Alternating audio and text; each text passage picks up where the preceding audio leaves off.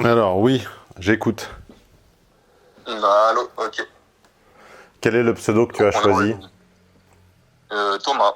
Thomas, je t'ai informé que tu étais enregistré, tu l'as accepté, tu seras diffusé sur ton étude de cas deviendra un podcast qui fera partie de ma chaîne ou de mes chaînes Stéphane Edouard Podcast, Stéphane Edouard Étude de cas. Tu l'acceptes pour une durée de ton choix entre 1 et 99 ans. Tu m'as bien mis au courant. Je suis bien d'accord pour une durée de 15 ans. Allons-y. Donc, pseudo Thomas. J'appelle dans le cadre de mon abonnement VIP Echo. J'ai fait la classe prépa avec Théo qui m'a donné le token pour t'appeler. Le thème de cette étude de cas sera le dévoiement pour H. Je l'ai fait à la Colombo, donc je vais d'abord poser les questions et après j'apporterai donc du contexte. Il y a deux types de questions. Il y a les questions générales et après celles qui s'intéressent à mon cas personnel. Donc la première question générale, c'est qu'est-ce que le dévoiement pour H? Existe-t-il? Si oui, est-il équivalent ou symétrique au dévoiement pour F? Et en quoi est-il différent de la midlife crisis? Je sais que la midlife crisis aujourd'hui, c'est un mot valise qui veut dire tout et n'importe quoi, mais je pense que la question reste compréhensible malgré tout. En ce qui concerne mon cas personnel, je sais que tu n'aimes pas les questions pourquoi je, mais après avoir discuté avec Théo pendant une demi-heure, je pense qu'il y a quand même quelque chose à en tirer. Donc, d'où est-ce que cela vient et pourquoi? Dois-je avoir peur de ce qui se passe et est-ce naturel dans l'évolution d'un homme adulte? Est-ce que cela peut être assouvi et comment? Voilà. Donc, maintenant, j'apporte du contexte. On s'excuse d'avance à l'audience, j'appelle de très loin. Donc, s'il y a des problèmes de connexion ou si je ne réagis pas directement, c'est la distance. J'ai 27 ans et je commence à réfléchir à des trucs parce que je viens de m'expatrier, en fait, pour un poste bien payé dans la tech pour des grands groupes. Et ça fait un moment, mais notamment là, depuis un instant, que je ressens un peu l'envie de me lâcher et de me faire plaisir de manière générale.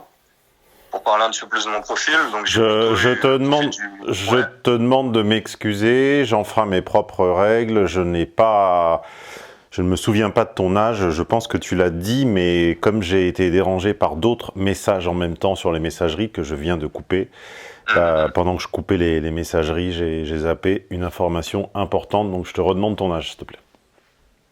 27 ans. Ok. Ok. Donc je disais le profil, plutôt du gentil garçon sage qui fait bien ses devoirs et ne cause pas de soucis à sa maman. On ne se définit jamais soi-même un gentil garçon, car en réalité, il y a une confusion qui n'est pas que sémantique, mais qui est très importante entre les gentils garçons et les garçons gentils. J'en ferai d'ailleurs un short. Tu sais, les shorts, c'est désormais une manière de communiquer un peu des barbares, mais malheureusement, il faut en passer par là. Je ferai un short sur la distinction entre gentils garçons et garçons gentils. Il y en a un qui est souhaitable et l'autre qui n'est pas du tout souhaitable. Et beaucoup de soi-disant gentils garçons sont en fait des garçons très méchants. Oui, mais qui n'ont simplement pas le courage d'exprimer ce qui leur passe derrière la tête. Mais s'ils vous disaient ne serait-ce que 20% de ce qui leur passe derrière la tête, vous verrez ce à quoi pensent les soi-disant gentils garçons. Voilà. Bien sûr, il y a même des threads et des forums où on expose ce genre de choses. Tu en parles beaucoup dans tes études des cas, les autres. Ok, je prends note. C'est juste que je savais pas très bien comment. Un gentilhomme n'est pas un homme gentil, un homme bon n'est pas un bon homme, et un gentil garçon n'est pas un garçon gentil. Ouais. Ça, je le.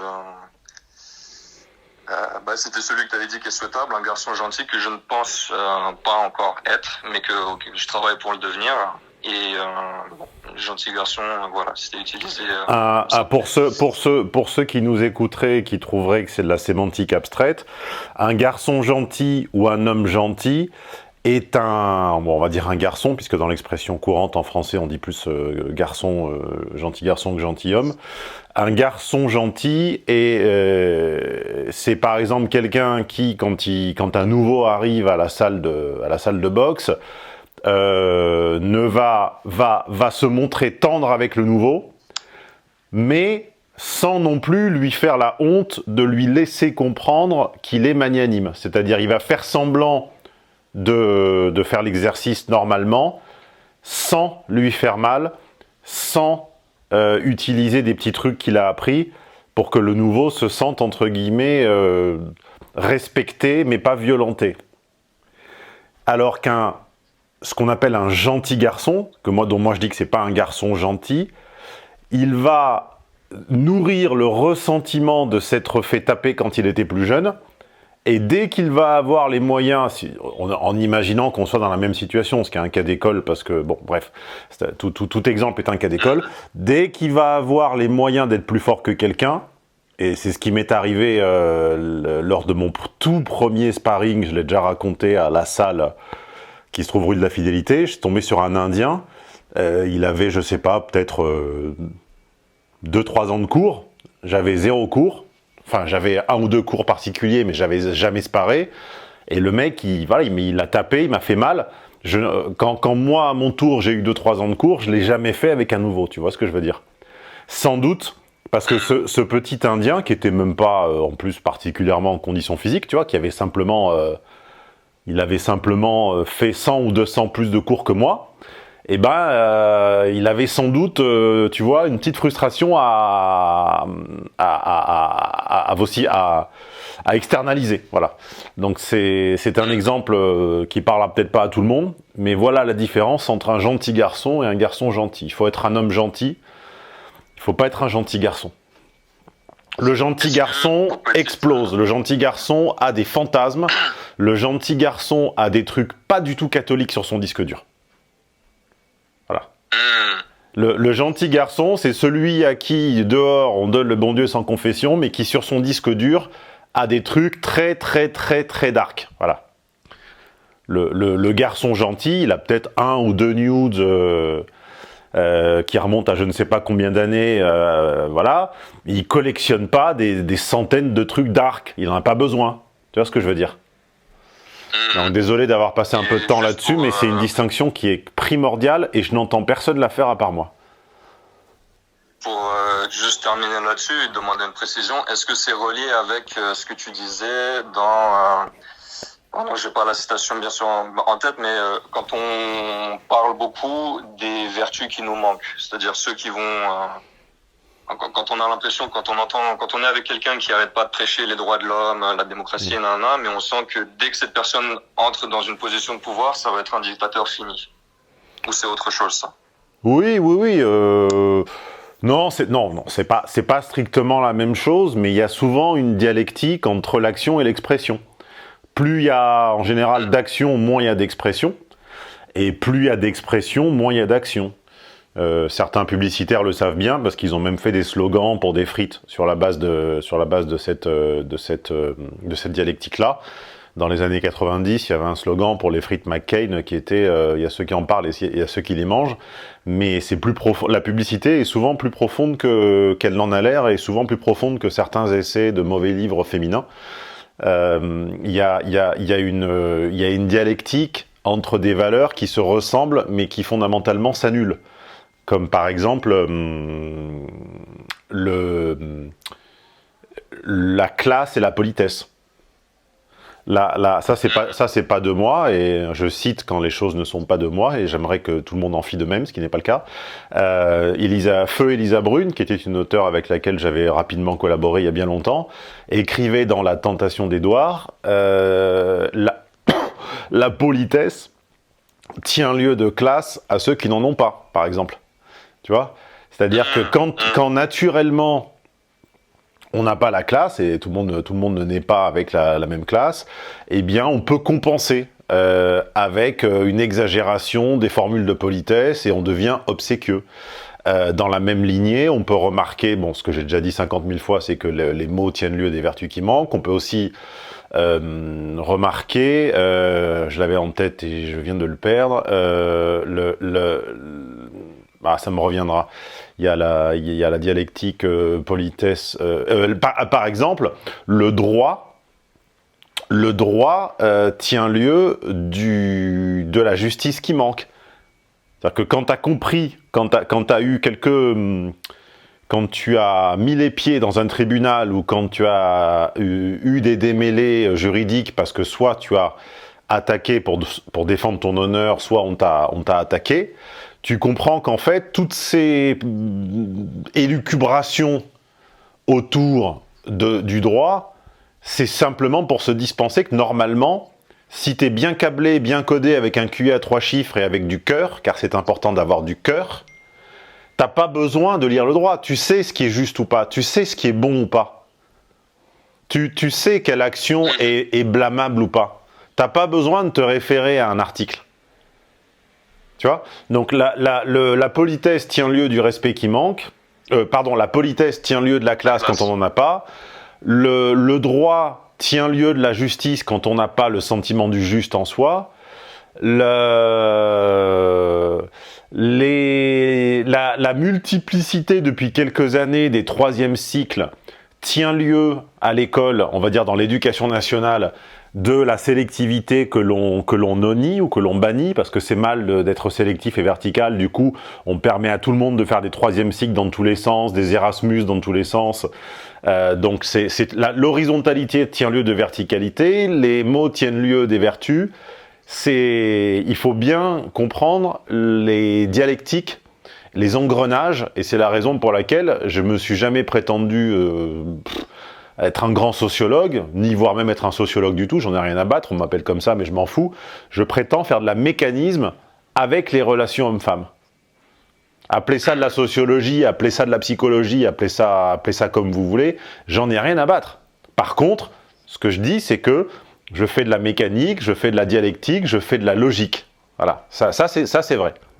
Alors on va reprendre ton histoire, parce que là on s'écarte et on perd le fil. Ok. Mais donc, en fait, qu'est-ce que tu aurais utilisé pour décrire, alors pas gentil garçon, mais garçon sage? Plus neutre, je sais pas, je ne te connais pas. Ok. Non, mais bon, ok. Je te connais pas, je sais pas. Donc je continue. Non, mais je parlais en général, bon, c'est pas grave. Donc, pour reprendre simplement, donc garçon sage, qui fait ses devoirs et qui ne cause pas de soucis à sa maman. J'ai eu 2 relations, une au lycée et une à l'université qui a duré quelques années, 4 ans. Et donc, pour rappeler, je viens de m'expatrier, donc pour un poste bien payé dans la tech pour des grands groupes. Et donc là, j'ai encore plus l'envie de se lâcher et de se faire plaisir de manière générale. Plus spécifiquement avec les femmes, évidemment, t'as l'envie d'aller les voir beaucoup plus, mais pas envie d'aller rechercher des relations sérieuses. Et je dirais même que je ressens comme une certaine pression, c'est-à-dire un peu l'envie de compenser par un grand nombre dans un court instant de temps, avant une deadline, avant de passer les 30 ans. Comme si je devais rattraper quelque chose. Donc voilà, tout ça fait que je me pose les questions et je voulais savoir est-ce que ça fait partie du dévoiement pour H, s'il y en a un. Voilà. Alors, en règle générale, la règle est que les études de cas supposent qu'il y ait un cas et qu'on en fasse une étude. Là, il n'y a pas de cas, on va dire que c'est une question d'ordre semi-général, mais comme tu es, pour le coup, très poli, et que tu présentes ton cas de manière extrêmement synthétique et très claire, il n'y a pas de raison de le refuser. On n'est pas des nazis de la règle, et il est évident que ton étude de cas est tout à fait intéressante et validée, même si elle n'est pas ultra concrète. Normalement, un cas, ça veut dire qu'il y a au moins 2 personnes concernées. Il y a A et B, on leur donne des prénoms, on leur donne des pseudos, peu importe, mais on leur donne des âges, on leur donne des villes, etc. Là, il n'y a pas d'âge, il n'y a pas de ville, il y a une généralité. Mais bon, la question est quand même pertinente. Alors, qu'est-ce que le dévoiement? J'imagine que tu as les séminaires concernés avant de poser la question. Alors, c'est justement aussi quelque chose d'intéressant, c'est parce que j'ai pas mal de matériel, dont logique de H. Et dans logique de H, tu n'en parles pas beaucoup du dévoiement. Et j'ai posé la question à Théo, est-ce que dans logique de F, que je n'ai pas, c'est le cas? Est-ce que dans logique de F, tu fais comme dans logique de H, c'est-à-dire tu mets H et F l'un à côté de l'autre et tu fais des comparaisons? Mais il m'a dit en tout cas pas sur ce sujet-là. Il a mentionné le séminaire Amant idéal 1, qui lui en parle un petit peu, mais uniquement à travers le prisme de l'acte sexuel. Donc, c'est pour ça aussi que j'appelle, parce que je n'avais pas... Dans les études de cas, je n'entends pas beaucoup, en fait, le développement. Non. Il faut bien... Alors, de la même manière que la démographie fait la politique, dans les études de cas, il y a bien des statistiques. Donc, s'il y a des sujets qui reviennent systématiquement dans la bouche des femmes, comme par exemple... Comment comprendre l'homme qui leur échappe, ou s'il y a des sujets qui reviennent systématiquement dans la bouche des hommes, ça veut dire qu'il y a des sujets qui ne reviennent pas. Hein. C'est un petit peu comme, je crois que c'était une femme qui avait dit, s'il y a trop de 1-1, s'il n'y a pas assez de 1-1, alors il y a trop de quoi? Bon, bah voilà, ça c'est de la mécanique également, enfin c'est de l'arithmétique de base. S'il y a trop d'une question, ça veut dire qu'il n'y en a pas assez d'une autre. Et quelle est la question que les hommes ne posent jamais? C'est effectivement la question sur le dévoiement. Donc je valide ton observation. J'ai oublié ton pseudo. Peu importe. Je valide ton observation. J'entends et je lis rarement, car je reçois encore un petit peu comme à l'époque des années 2000 des courriers. C'est beaucoup plus rare qu'à l'époque, mais je reçois des emails de questionnements personnels. Malheureusement, je n'ai plus le temps de répondre comme à l'époque. Écoutez, à un moment, il n'y a que 24 heures dans la journée. J'ai presque 500 VIP, des milliers de clients. Je poste des vidéos toutes les semaines et tous les dimanches. Et en même temps, je ne peux pas répondre à tous les courriers. Donc, c'est pas la peine de me détester. Je fais une petite parenthèse, mais je sais que les amoureux et les groupies sont prompts à devenir des haters et des trolls quand on leur répond pas, mais à un moment, je suis désolé, ça n'est pas possible. Donc, si vous ne comprenez pas que ça n'est pas possible, faut vous faire interner. Voilà. Je dis ça gentiment, j'aurais pu être plus méchant que le mot interner. Fin de la parenthèse. Donc, pourquoi les hommes ne posent-ils que très rarement des questions liées au dévoiement? Selon moi, en grande partie parce que c'est quelque chose qui ne les concerne pas. Pourquoi est-ce que ça ne les concerne pas? Peut-être petit a, parce que pour se dévoyer, il faut pouvoir, et que tu sais que 80% des hommes, globalement, n'ont pas le choix de leur relation. Ils ont un ersatz de choix, mais jamais en même temps. C'est-à-dire qu'ils vont se mettre avec Jacqueline, et puis, au bout de 5 ou 10 ans avec Jacqueline, ou 5 ou 10 mois pour les plus précoces, ils ont une option avec Micheline. Et donc, au cours de leur vie, quand tu pars en vacances avec les rares amis de 40-50 ans qui acceptent de partir sans leur femme, hein, en général, c'est jamais plus d'1 ou 2 jours par an, malheureusement, quand entre la rillette et le saucisson doux... ils fanfaronnent un petit peu sur leurs options féminines, etc. Car c'est ce que font les hommes, mais finalement beaucoup moins que les femmes. On parle moins de détails relationnels que de l'autre côté. Et bien, quand ils le font, ils donnent l'impression à celui qui écoute mal, à celui qui ne sait pas écouter, ils donnent l'impression que ils ont eu le choix. Mais en fait, un choix, c'est avoir des options à portée de main en un lieu unique ou plutôt, un lieu unique, pas forcément de nos jours, parce qu'on peut avoir des relations à distance, mais c'est avoir des options sous la main dans une unité de temps. Si ce soir, j'ai le choix de regarder le DVD, plus personne n'a des DVD, mais le film 1, le film 2, le film 3, j'ai le choix. Si par contre, j'ai qu'un seul film, alors je donne des exemples de boomers, parce qu'aujourd'hui, plus personne n'a qu'un seul film. Mais par exemple, à l'époque où on avait des consoles de jeux, on n'avait qu'un seul jeu au début, parce qu'on avait la console à Noël avec un jeu. Tu vois. Et c'était comme ça. La console, ça coûtait 1000 francs. Les jeux, ça coûtait 300 francs. Donc on avait un jeu, puis après, on devait supplier père et mère pendant des semaines ou des mois pour avoir un autre jeu. Et puis à un moment, on avait jusqu'à l'anniversaire. Voilà, exactement. Exact. Voilà, merci. Anniversaire du site, 6 au 14 juin.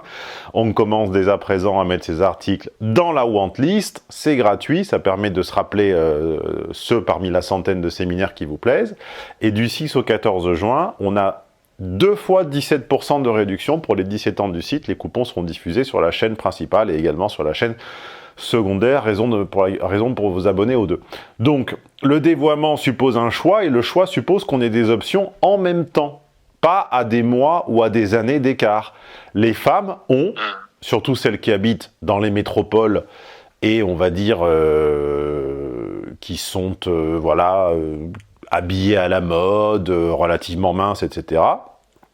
Elles ont toutes, dans le réel, on va dire... Au même moment. Non, mais je vais donner des chiffres, parce que sinon on va me dire que je suis trop abstrait. Dans le réel, au même moment, elles ont 2-3 mecs qualifiés. Qualifiés, hein, c'est-à-dire... qualifiés, c'est-à-dire propres sur eux, avec un minimum de situation, etc. Elles ont 3, 4, 5, 6 moins qualifiés, c'est-à-dire qu'ils seraient prêts à venir dormir, mais ils ne remplissent pas les qualifications. Et depuis l'avènement des téléphones qu'on dit intelligents, hein, il y a eu un transfert d'intelligence de l'être vers le téléphone.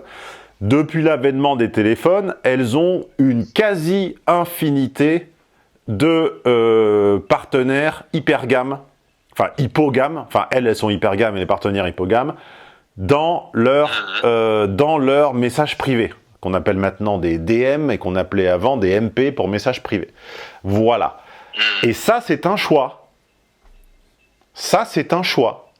C'est-à-dire qu'une femme, mettons, on va dire, au pic de son œstrogène, donc je crois que c'est quelque chose comme 25 ans, entre 23 et 25 ans, apprêtée à la mode, mince, normale, peut, dès que son homme, dès que son copain va lui manquer de respect, la délaisser, l'ignorer, désinvestir ou la tromper, elle peut se retrouver dans les bras ou sur les genoux d'un mec mieux que son copain en claquant des doigts.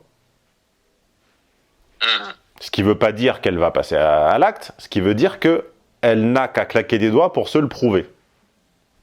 Ça, c'est un choix. Ça, c'est un choix.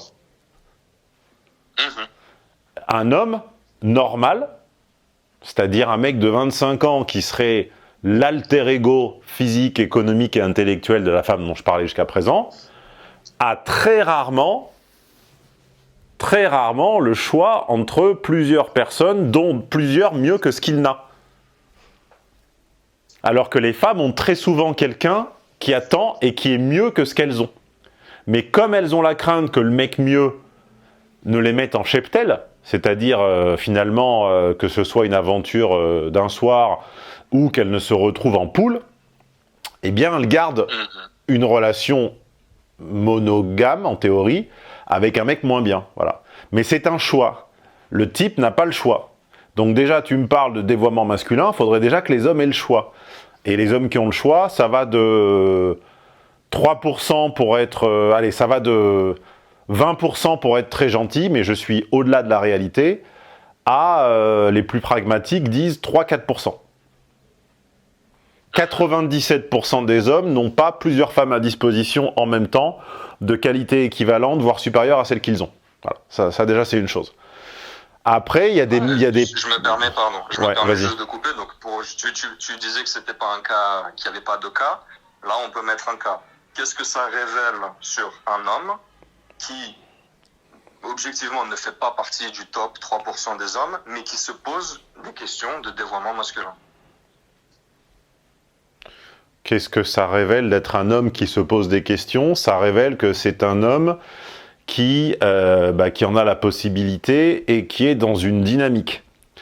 Parce qu'il ne suffit pas en avoir la possibilité est une condition suffisante mais pas nécessaire. Plutôt, pardon, nécessaire mais pas suffisante. Il faut également être dans une dynamique de changement. Et on remarque que les changements de lieu de vie, de travail et les changements de dynamique relationnelle sont très souvent liés. Donc on change souvent de couple ou de partenaire ou de mode de vie quand on change de ville ou de pays, enfin de ville et a fortiori de pays, quand on change de travail, quand on change de... Voilà.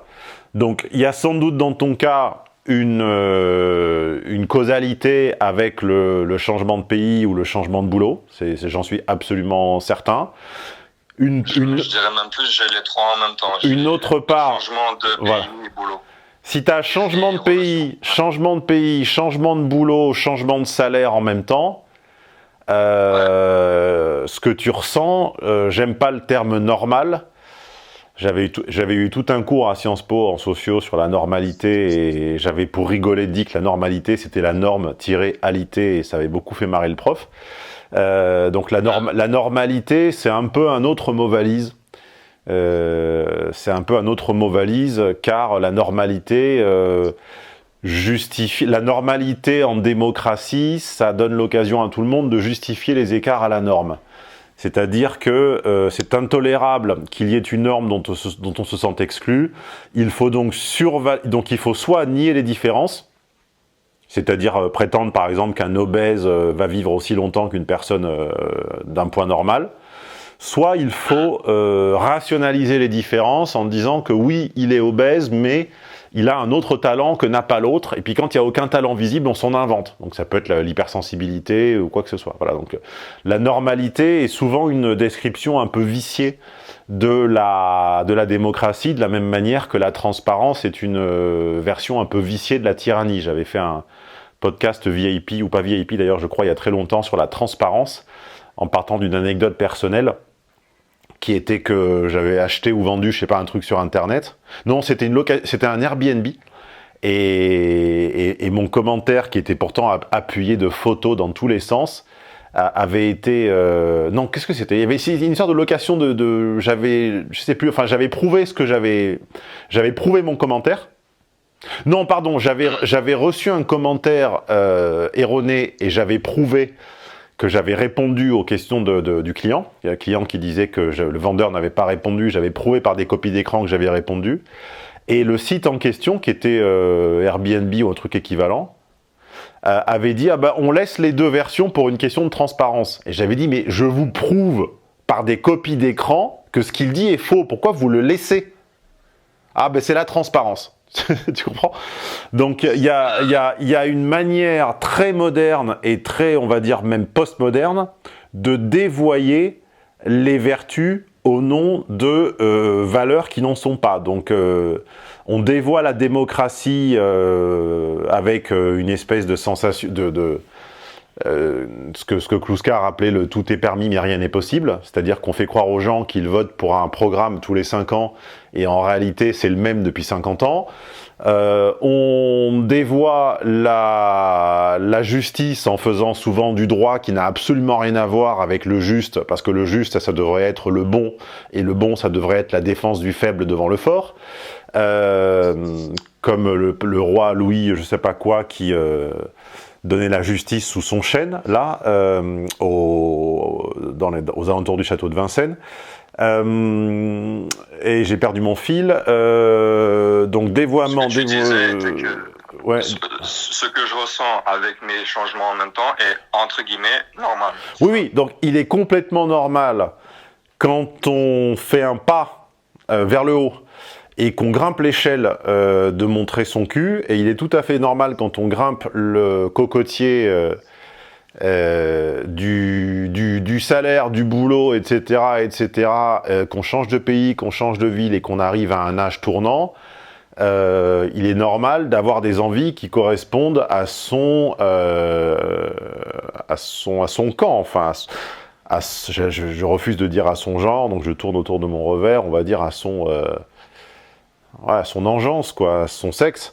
Donc pour une femme, ça pourrait être une espèce de crise violente d'hypergamie avec, je sais pas quoi, une espèce d'ultimatum violent au partenaire en cours pour qu'il se mette à je ne sais pas quoi, ou ça pourrait être une implication dans la vie de l'école de ses enfants, un truc, bon, j'en sais rien. On va pas faire des études de cas sur des gens qui ne sont pas là. Dans ton cas, bah, c'est assez classique. Tu t'es sorti les doigts, tu as l'impression à tort ou à raison, de cartonner dans ton secteur. Tu as envie que ça soit un peu reconnu et Et t'as envie de te taper quelques nanas pour que... Voilà, je vois pas... Enfin, c'est normal, quoi. C'est tout ça pour dire que le contraire serait anormal. C'est pas que c'est normal, c'est que le contraire serait anormal. Mais donc, pour revenir à la question initiale, c'est du dévoiement H ou c'est juste normal? Et ça, ce n'est pas la même, ce n'est pas du dévoiement H et c'est pas de la midlife crisis. Bah, la midlife crisis, c'est une prise de conscience soudaine de la finitude de l'existence. C'est-à-dire qu'il y a un âge où tu te rends compte que chaque jour, tu cours moins vite, tu soulèves moins lourd, ta peau est moins résistante, ta peau est plus fine, tu te fatigues plus vite, tu as sommeil plus tôt le soir. Voilà, c'est ça la midlife crisis, c'est la prise de conscience de la finitude de l'existence et tu te donnes un temps à vivre. Comme dans la sublime chanson, enfin le sublime morceau de l'album de Ryuichi Sakamoto qui vient de nous quitter. L'album s'appelle A-Sync, je vous le conseille. Et il y a un sublime morceau sur un sample de je sais plus qui, où dans énormément de langues, en français, en chinois, en japonais, en anglais, etc., il y a la même phrase qui tourne en boucle, qui est « Combien vous reste-t-il de ?» Et tu entends combien dans votre vie, combien de fois regarderez-vous le soleil se coucher en intégralité? Et il répond, 20, peut-être, certainement moins. Combien de fois embrasserez-vous passionnément, combien de premiers baisers vous reste-t-il à vivre, quelques-uns, combien, tu vois? Et c'est ça là. Et d'ailleurs, ce qui est tristement drôle, enfin le clin d'œil du destin, c'est il nous a quittés quelques années après cet album. Donc c'est ça la crise de milieu de vie, c'est combien d'années ai-je à être potent, par opposition à impotent, et combien de mon capital je suis prêt à cramer pour en tirer le meilleur. Voilà. Toi, j'ai pas l'impression que tu sois en train de te dire que tu te rapproches de la fin. Non, justement, enfin même c'est même l'inverse du début quelque part. Ouais, donc c'est pas ça, donc c'est pas se faire ses outils. C'est pas une crise de milieu de vie. On peut récolter les fruits, en tout cas en partie. C'est pas une crise de milieu de vie, c'est juste que tu as bossé intelligemment, puisque tu m'as l'air d'être un garçon avec un QI à 3 chiffres. Donc tu as travaillé intelligemment dans je ne sais pas quel secteur, on imagine que c'est un truc technologique. Bon voilà, tu en tires les fruits. Et t'as envie d'avoir un penthouse et d'avoir des copines chez toi plusieurs soirs dans la semaine. Et quand je dis des copines, c'est pas une copine plusieurs fois, c'est des copines, si possible, qui s'entendent bien entre elles et qui traînent chez toi, hein, avec des petites tenues. Bon, en gros, oui. Ouais, mais c'est la vie. Mais tu sais, on va me reprocher ça de la même manière qu'il y a 6 ou 7 ans, j'ai fait une étude de cas avec quelqu'un qui me demandait où rencontrer des bimbos, et tout à coup, les médias, notamment 20 minutes, avaient transformé ça en le mec vend des cours pour apprendre à rencontrer des bimbos. Mais c'est pas mon projet, c'est vos questions. Je ne fais que répondre à vos problématiques. Tu ne m'appelles pas pour me demander comment négocier ton salaire. Tu pourrais. J'ai un séminaire qui s'appelle négociation. Tu m'appelles pas pour ça. Tu ne m'appelles pas pour me demander comment sauver ton mariage. J'ai un séminaire sur le couple et le niveau d'intérêt. Tu m'appelles pour me dire je veux des babes chez moi. On est d'accord que c'est pas moi. C'est assumé, hein. Oui, te dis, mais j'en ai marre qu'on me prête les intentions des clients. C'est pas les miennes. On n'a pas le même âge, on n'a pas la même situation, on n'a pas les mêmes ambitions, on n'a pas la même... C'est pas mon truc. Et c'est extrêmement malhonnête de prétendre que c'est le projet de quelqu'un ou l'enseignement de quelqu'un quand il ne fait que se mettre au niveau des questions qu'on lui pose. Pardon pour l'énervement, mais c'est le ras-le-bol en fait, c'est l'accumulation. Je sais que c'est pas pour moi, c'est pour l'audience, je comprends. Donc le contraire serait pas normal, cher Thomas. C'est le contraire qui ne serait pas normal. D'accord. Et je précise que la classe prépa se passe très bien. En tout cas, dans mon cas, c'était avec Théo, c'était ma première, ça s'est très bien passé. Il a pris le temps d'explorer un petit peu la question avec moi et a d'y apporter quelques éléments de réponse que je voudrais donc confirmer avec toi. Une fois qu'on a dit tout ce qu'on vient de dire, maintenant, qu'est-ce qu'on fait? Lui avait commencé par dire déjà le truc le plus important est pas, on était resté sur le mot valise midlife crisis, mais pas vivre la midlife crisis des autres, pas vivre la crise de 40 ans des autres. Et il avait mentionné le séminaire Get a Life. C'était ça, on revient à ma question. Donc maintenant, tout va bien dans le meilleur des mondes, c'est normal. Comment est-ce que j'assouvis ça et comment, en fait? Si tu me dis avoir fourbi tes armes et être successful, avoir du succès dans ton domaine, etc., si en plus, j'ai l'impression que t'es pas trop con, et si pour finir, t'es pas trop moche, t'as pas besoin de... Qu'est-ce que tu veux qu'on te dise? Normalement, ça doit pleuvoir. C'est les femmes qui doivent te chercher, normalement, et pas l'inverse. Si tu continues à leur courir après alors que tu as du capital économique, du capital intellectuel, du capital physique, c'est qu'il y a un problème, tu fais mal ta publicité. C'est peut-être probablement ça mon problème. Peut-être que c'est justement ça, mon cas personnel en fait. Il faudrait que je rappelle pour une étude de cas. Où... Ah ben ça, je sais pas, je suis pas coach en drague.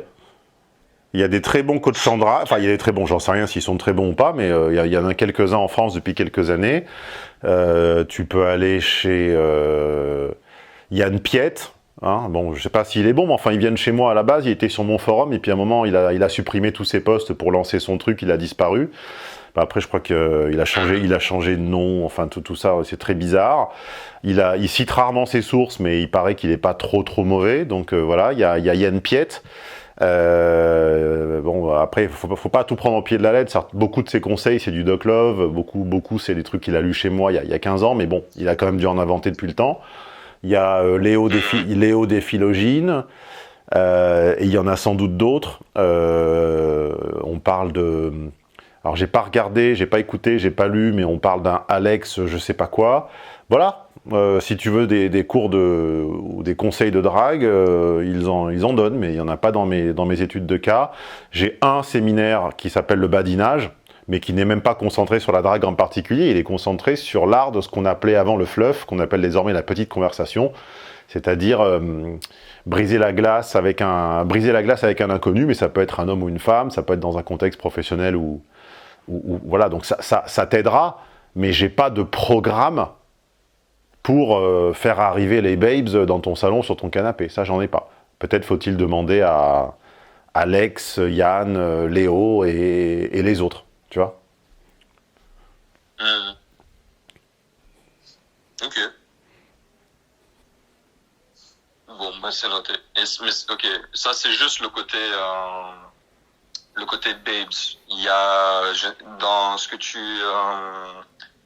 tu connais, qui est normal, il y a un autre aspect ou pas? Est-ce qu'il y a des erreurs ou des pièges à éviter, ou juste la vie m'apprendra, comme tu dis?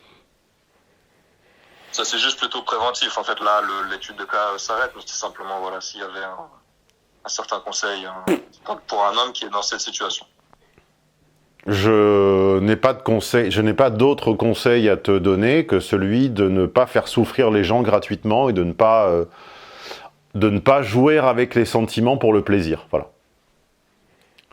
Okay. La réalité est un peu plus subtile que dites toujours la vérité ou ne la dites jamais. Le jeu de séduction est un jeu de dupes, ça fait 20 ans que je l'explique. Tu ne peux pas présenter un portrait qui soit l'exacte, absolue réalité. Personne ne le fait, certainement pas les femmes. Déjà, si tel était le cas, elles arrêteraient de se maquiller, déjà pour commencer. Donc c'est un petit peu marrant de se prendre des leçons de vertu par le sexe qui n'arrive même pas à se montrer tel qu'elle est. Ce sont toujours les plus promptes à te donner des leçons de transparence, de vertu et d'honnêteté, alors que ce sont déjà elles qui commencent à se transfigurer, littéralement, c'est-à-dire à changer de figure avant de sortir. Donc, au début de la conversation.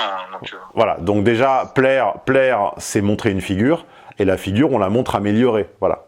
Donc si vous voulez me démontrer le contraire, il va falloir se lever très tôt. Donc la transfiguration, la transformation, l'altération de la réalité est inhérente quand on cherche à plaire. Donc ça sert à rien de dire il faut mettre son cœur en bandoulière et aller faire la manche de l'amour. alors, en étant un gros naïf, un gros benet, parce que ça va se terminer en frustration, en ressentiment, et on va devenir non pas un garçon gentil, mais un gentil garçon. Par contre, une fois qu'on a compris un petit peu ça, il ne faut pas jouer gratuitement avec les sentiments des gens. Voilà. Il ne faut pas faire naître un intérêt qui n'est pas partagé dans l'optique d'en obtenir des services ou des faveurs, certainement pas sexuelles d'ailleurs.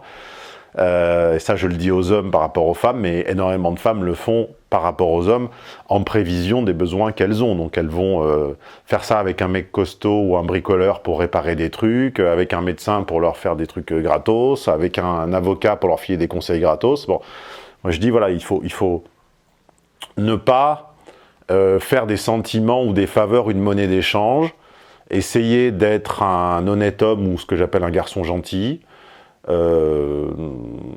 de tirer son épingle de la meilleure des manières.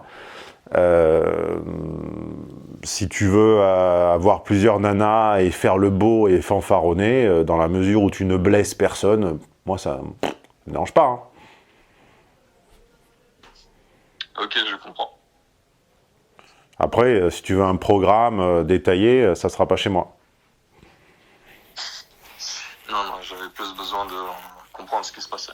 Mais si tu dis qu'effectivement c'est normal et que c'est bon, bah ok. Tu sais, il y a 20 ans quand j'ai commencé, et quand je prenais moi du Doc Love en le citant, contrairement à d'autres, je disais que le dating à l'américaine allait arriver en Europe. Et le dating, comme ils font là-bas, c'est qu'avant de s'être accordé sur la monogamie, eh bien, par défaut, tu dois accepter que de manière tacite, tu peux avoir eu 1, 2, 3, 4, 5, 6, 10, 15, 20 20 fois vu une personne, peut-être même 20 fois passer la nuit ensemble. Tant que vous ne l'explicitez pas, elle voit d'autres personnes avec qui elle fait la même chose. Et quand je disais ça en Europe, enfin en l'occurrence en France, il y a 20 ans, d'accord, on me disait « ça n'arrivera jamais, tu es un personnage affreux, qu'est-ce que tu racontes ?» Toujours, on confond toujours, les QI à 2 chiffres confondent le message et le messager. D'abord, c'est pas moi l'affreux Jojo, je ne faisais que décrire quelque chose qui se faisait aux États-Unis depuis 50 ans minimum. D'accord? Et ensuite, ce qu'on me décrivait comme étant culturellement étanche aux États-Unis, il a suffi de l'arrivée du smartphone et des applications de rencontres pour que cela devint la norme. C'est-à-dire que désormais, n'importe quel utilisateur d'une application ou d'un site de rencontre, tu lui subtilises son téléphone 2 secondes, tu vas voir, il a des interactions et généralement des relations multiples. Donc en fait, c'est advenu, il a suffi d'une invention technologique majeure pour que ça advienne, et tout le monde le fait, et tout le monde trouve ça parfaitement normal. Alors que quand je le disais il y a 20 ans, en disant bah, normalement ça va être l'avenir, puisque l'importation des us et coutumes, ça va de l'ouest vers l'est, on me disait, mais non, c'est absolument intolérable, tu prônes la polygamie, je sais pas quoi. Maintenant, tout le monde fait ça. Est-ce que c'est vraiment la peine de... Tout le monde le sait. Enfin, tout le monde le fait. Donc voilà, il y a des pudeurs comme ça que je trouve déplacées parce qu'on n'a pas le droit de prononcer les mots correspondant à quelque chose que tout le monde fait sous le manteau, tu vois. Donc si tu veux multi-dater, peu importe le pays dans lequel tu te trouves, que je ne connais pas d'ailleurs, je ne crois pas que tu me l'aies dit ni offline ni online, peu importe, pas besoin de savoir, je reconnais même pas l'indicatif téléphonique en plus, donc je n'ai pas d'indice. Bon vent, grand bien t'en fasse. Par contre, ah oui, tu voulais un conseil, tiens, je vais te donner un conseil avant de raccrocher. Ne te vois pas plus beau que tu n'es. Ne te vois pas plus beau que tu n'es parce que tu as beau être sur une pente ascendante professionnelle, eh bien, ne crois pas un seul instant quand tu feras le beau et que tu en auras une le mardi, une le jeudi et une le dimanche, Ne crois pas un seul instant que tu mènes la danse. Parce que t'as beau être un 7 et, t'as beau être un 7,5, elles ont 15 fois plus d'options que toi. Dont un gars qui est au-dessus de moi, j'imagine aussi, c'est ça? Certainement. Ouais, ok.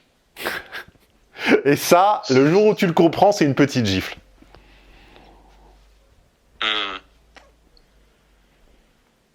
Ok, c'est noté. Une Merci nana, pour le conseil. une nana avec un compte réseau social à 500 abonnés a plus d'opportunités sexuelles qu'un mec avec 5000. Voire 50 000. Et ça, il serait bon que ce type d'ordre de grandeur entrât dans la tête, y compris de ceux dont le QI ne commence pas par 1. C'est ça le rapport des choses.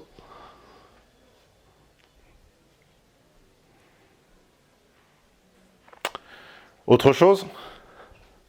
Non, pour ce soir, c'est bon. Je te remercie. Merci à toi. Avais-tu un dernier mot pour ceux qui seraient restés jusqu'au bout de la conversation et qui ne seraient pas encore VIP? Est-ce que tu as un dernier retour sur ton abonnement? Moi, c'est mon premier mois d'abonnement.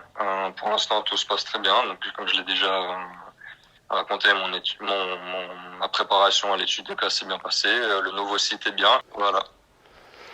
Bon, on te remercie et on te retrouve entre le 6 et le 14 pour l'anniversaire. À bientôt. À bientôt.